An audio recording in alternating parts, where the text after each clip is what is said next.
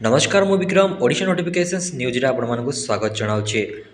April 24 रु आरंभ हेबो लाइफ स्टॉक इंस्पेक्टर फॉरेस्टर और फॉरेस्ट गार्ड रो रिटन एग्जाम। मे मास 7 तारिख पर्यंत एही परीक्षा कंप्यूटर आधारित नियुक्ति परीक्षा मोड रे अनुष्ठित हेबो। यह संपूर्ण कंप्यूटर माध्यम रे आपण एग्जाम देई परिबे। लिखित परीक्षार 15 दिन पूर्व एडमिशन लेटर माने एडमिट कार्ड आपण डाउनलोड करि परिबे।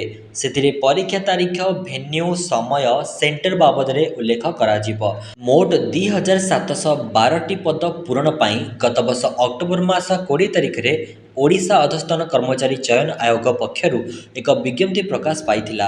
अक्टोबर 20 रु एथिपई ऑनलाइन आवेदन आरंभ होइथिबा बेले परवर्ती समय रे अंतिम तारीख नवेम्बर 24 रु 27 को वृद्धि करा जाइथिला।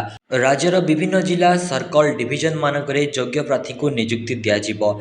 एग्जाम ठीक 15 दिन पूर्व आपण एडमिशन लेटर को डाउनलोड करि परिबे। एई पाली कंप्यूटर आधारित एग्जाम रहिबो।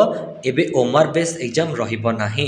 आगरु ओमार बेस रहितला किंतु एबे कंप्यूटर माध्यम रे आपण एग्जाम देबे। आशा करछि आपण माने फुल इन्फॉर्मेशन पाई पारथिबे। जदि फुल इन्फॉर्मेशन पाई पारथिबे ताले एबे ही हम चैनल को सब्सक्राइब करंतु, लाइक करंतु, कमेंट करंतु, शेयर करंतु। रहुछि धन्यवाद।